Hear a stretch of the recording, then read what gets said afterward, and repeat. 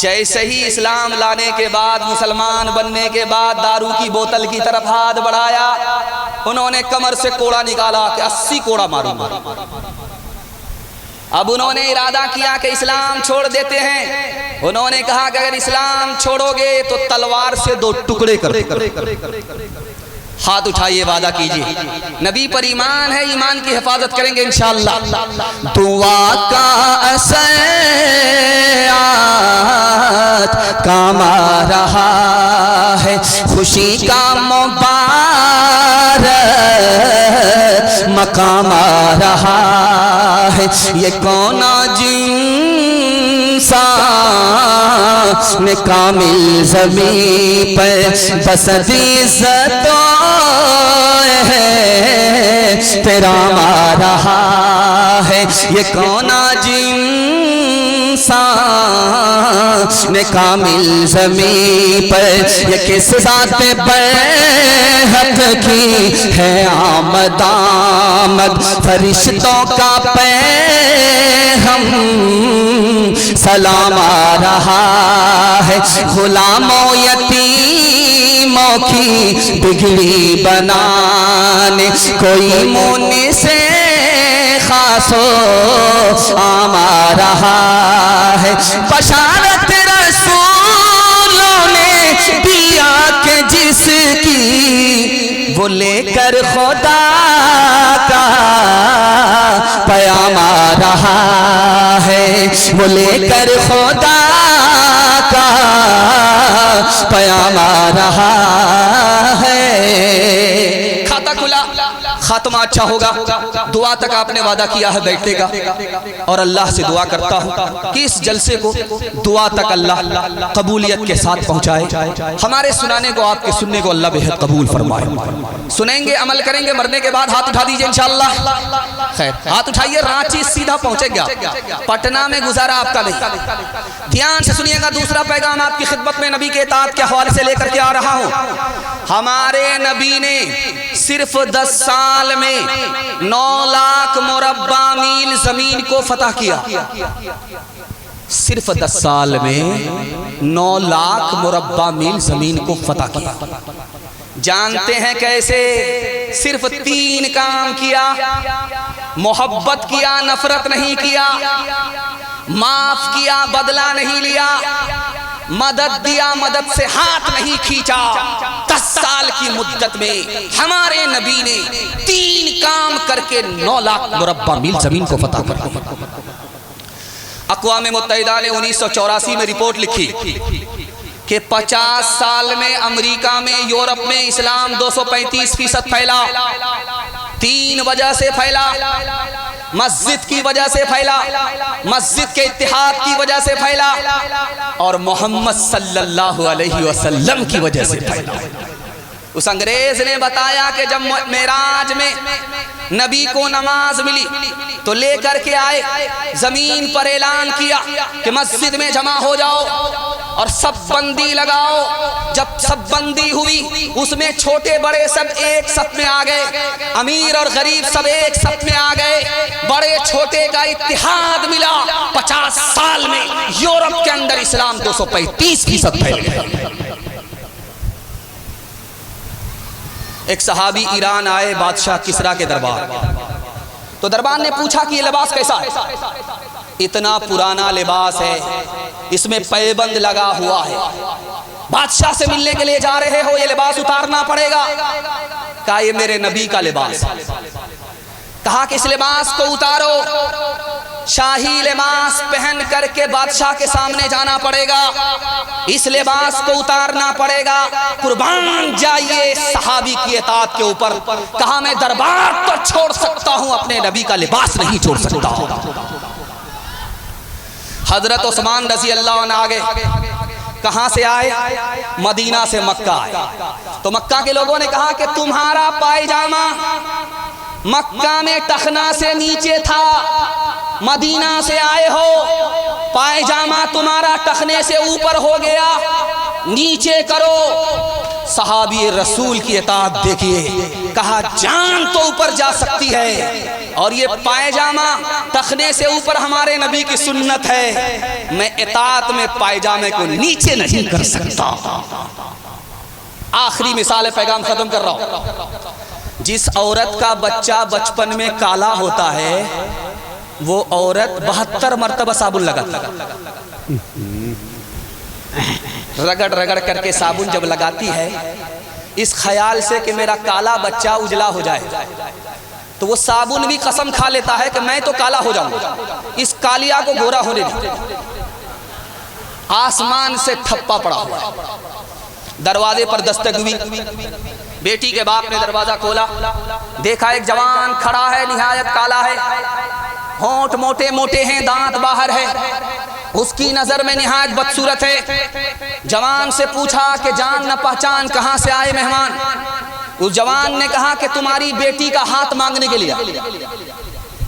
कहा रांची से आए, हाफ हो या फुल हो, शीशे में शक्ल तो देख लिया होता, तुम बदसूरत हो, मेरी बेटी खूबसूरत है, और तुम नौकर चाकर हो, मेरी बेटी शरीफ है, मालदार है, रिश्ता मंजूर नहीं हो सकता। पीठ के पीछे बेटी बैठी हुई थी कि अब्बा हुजूर मुझको रिश्ता मंजूर है। आपने आने वाले को देखा कि काला है, आपने भेजने वाले को नहीं देखा कि कमली वाला है।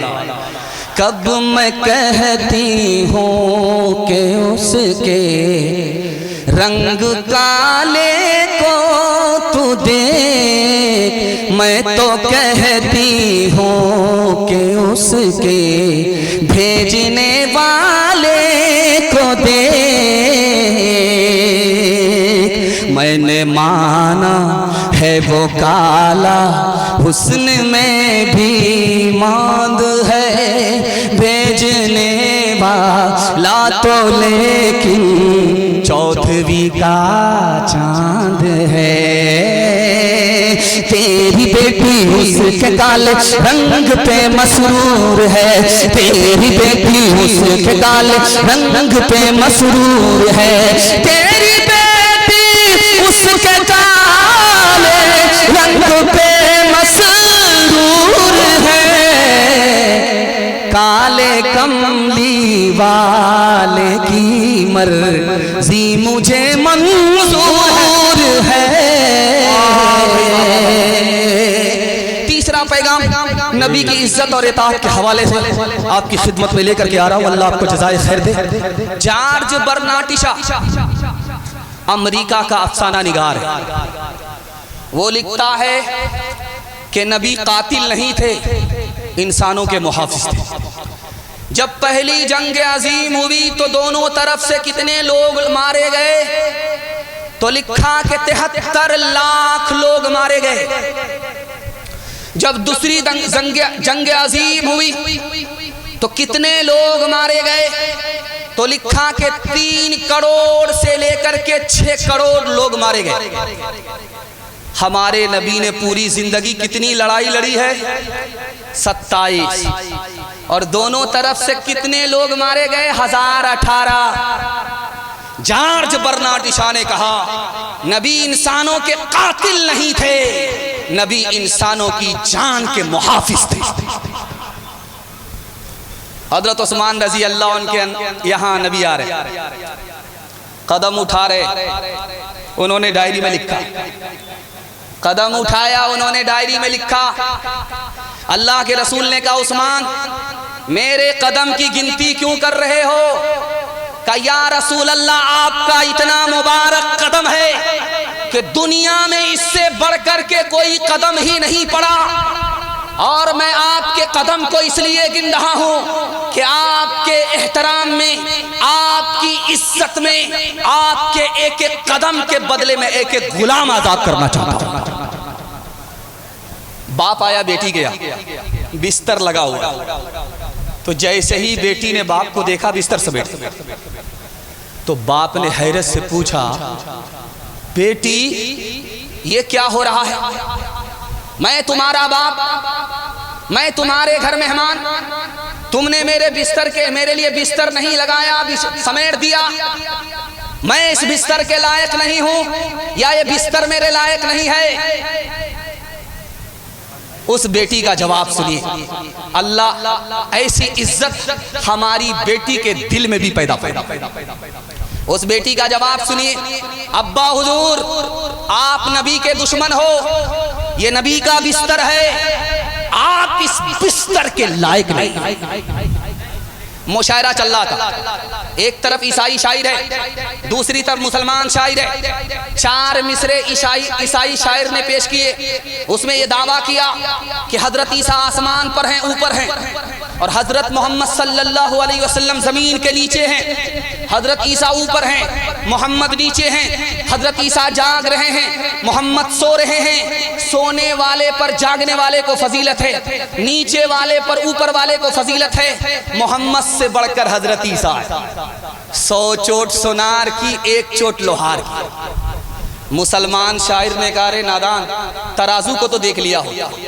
मोहम्मद तो ज़मीं में बेगुमा है, फलक पर इब्न मरियम का मकान है। जो ऊंचा है वही ऊंचा रहेगा, जो ऊंचा है वही ऊंचा रहेगा। जो नीचे है भला फजल कहाँ है, जो नीचे है भला फजल कहाँ है। मुसलमान शायर का पैगाम सुनिए। उसने कैसा जवाब दिया, वो लाजवाब हो गया। तराजू को उठा कर देखना दां, तराजू को उठा कर देखना दां, तराजू को उठा कर देखना दां, तराजू को उठा कर देखना दां। वही झुकता है जो पलरा गरा है, वही झुकता है जो पलरा गरा है। अगर खत्म तुम पर रिसालत न होती तो सरे पुश्त मोहरे नबूवत न होती। अगर खत्म तुम पर तुम्हें हर नबी पर फजीलत न होती, तुम्हें हर नबी पर फजीलत न होती, तुम्हें हर नबी पर फजीलत न होती, तो खैरुल उमम शाने उम्मत न होती, तो खैरुल उमम शाने उम्मत न होती, तो खैरुल उमम शाने उम्मत न होती। मोहम्मद का जलवा अगर वो देख लेती, मोहम्मद का जलवा अगर वो देख लेती, मोहम्मद का जलवा अगर वो देख लेती, तो जुलेखा को यूसुफ की हसरत न होती, तो जुलेखा को यूसुफ की हसरत न होती। आखिरी पैगाम सीरत के हवाले से सुना रहा, बड़ा दिल खुश हुआ, तबीयत बाग बाग हो गई। अल्लाह से दुआ करता हूँ, अल्लाह नबी की सुन्नत के लिए हम सबको खड़ा फरमाए, नबी की सुन्नत पर हम सबको खड़ा फरमाए। हाथ उठाइए, वादा कीजिए नबी की सुन्नत को ढूंढ ढूंढ करके जिंदा करेंगे इंशाअल्लाह। और बेटा की शादी में अगर फ्री में मिला तो छोड़ेंगे नहीं, हाथ उठा दीजिए इंशाअल्लाह। हम मुलाकात करेंगे, जरा जलसा खत्म होने दीजिए। ख्वाब में किसी ने देखा कि सांप को मुट्ठी में लेकर के मैं मिसवाक कर रहा हूं, ख्वाब में। कितना प्यारा ख्वाब है कि आपका भी दिल बाग बाग हो जाए। ख्वाब देखा कि मैंने हाथ में सांप को लिया और मुंह से मिसवाक कर रहा हूं। बताने वाले ने ख्वाब की ताबीर बताई कि बड़ा प्यारा ख्वाब है, ये सांप माल है, तुमको माल मिलेगा और उस माल से तुम नबी की सुन्नत को जिंदा करोगे। मुबारक बादी के मुस्लिम।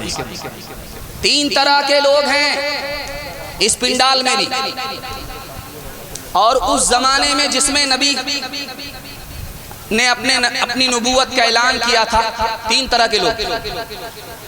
एक तो वो लोग थे जिन्होंने नबी को अपनी आंख से देखा फिर भी बदकिस्मत। एक इस दौर के लोग हैं जो नबी को रात में ख्वाब में देख लेते हैं लेकिन फिर भी बदकिस्मत। एक तीसरे आदमी है जिसने आंख से नहीं देखा, ख्वाब में नबी की बशारत नहीं हुई, फिर भी खुशकिस्मत है। वो कौन आदमी है आपको सुन करके हैरत है। जिसने आंख से देखा, नबी पर ईमान नहीं लाया, अबू जहल था। ख्वाब में बशारत हुई नबी की, लेकिन बेदारी में नबी की सुन्नत पर खड़ा नहीं है, बदकिस्मत है। इस दुनिया की भलाई से भी महरूम है, उस दुनिया की भलाई से भी महरूम है। आंख से नबी को देखा नहीं, ख्वाब में नबी को देखा नहीं, लेकिन बेदारी में नबी की सुन्नत को ढूंढ ढूंढ करके जिंदा करता है। मुकद्दर का सिकंदर है, दुनिया पीछे है, आखिरत आगे। सुन्नत और फैशन में फर्क क्या? एक का अदद है, दाईं तरफ जीरो बढ़ाएंगे अदद बढ़ेगा, बाईं तरफ जीरो बढ़ाएंगे अदद बढ़ जाएगा। जो बाईं तरफ जा रहा है ये फैशन है, और जो दाईं तरफ आ रहा है ये सुन्नत है। इंशाअल्लाह सुन्नत को दांत से पकड़ लेंगे। हाथ उठा दी। मेवात में मौलाना इलियास साहब आए, लोगों से पूछा कि तुम कौन हो? कहा मुसलमान। कहा कि वो कौन है? कहा कि वो गैर मुस्लिम है। कहा दोनों में फर्क क्या है? पैर के नीचे से जमीन निकल जाएगी, खून के आंसू आप रोएंगे, कलेजा मुंह को आ जाएगा। कहा कि फर्क ये है, हम मुसलमान हैं, वो गैर मुस्लिम है, एक ही फर्क है, उनका निकाह पंडित पढ़ाता है, हमारा निकाह मौलवी पढ़ाता है। इस घर को आग लग गई, घर के चढ़ा। खानकाह में, पादरी की खानकाह में मुरीद आया, पूछा पादरी ने कि तुम बड़े हो या तुम्हारी दाढ़ी बड़ी? बोला कि आप भी अजीब पागल आदमी मालूम हो, पहले मैं पैदा हुआ, उसके बाद मेरी दाढ़ी पैदा हुई, अब बताइए कि बड़ा कौन है? तो पादरी ने कहा हैरत है, तुम्हारी दाढ़ी 10 साल पहले काली थी, अब 10 साल के बाद सफेद हो गई, दाढ़ी तो बदल गई, लेकिन तुम 60 साल हो गए, तुम नहीं बदले, अफसोस हो इसका। हाथ उठाइए, वादा कीजिए, सीधा रबीउल अव्वल में आकर के बदलेंगे, सीधा रमजान में जाकर के बदलेंगे। हाथ उठा दीजिए इंशाअल्लाह। उठाइए उठाइए, जहर खा करके आपको खिला करके मारना चाहिए।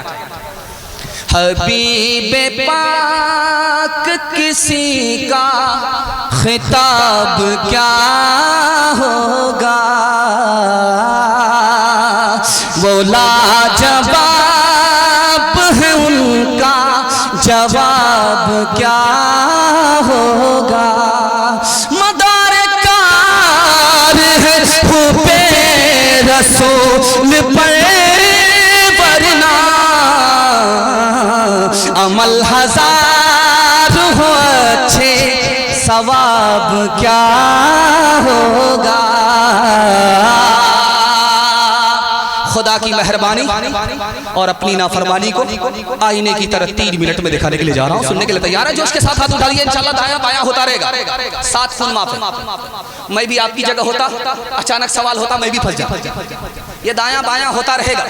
हाथ उठाइए, वादा कीजिए, आज आजान सुनेंगे, कल नमाज पढ़ेंगे इंशाल्लाह। हाँ, यही देखना। मैं आपसे बेखबर नहीं, आपको जगह पकड़ा करके रखूंगा।